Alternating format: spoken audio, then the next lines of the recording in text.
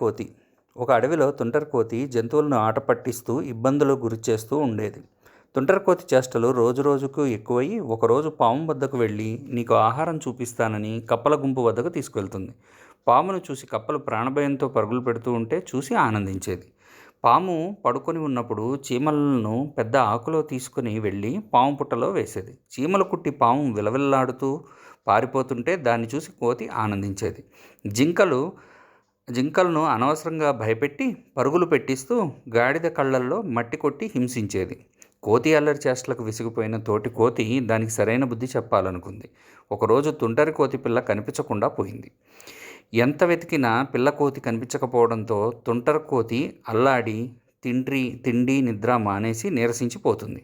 అప్పుడు మంచి కోతి తుంటరి కోతి పిల్లను తీసుకొని వస్తుంది.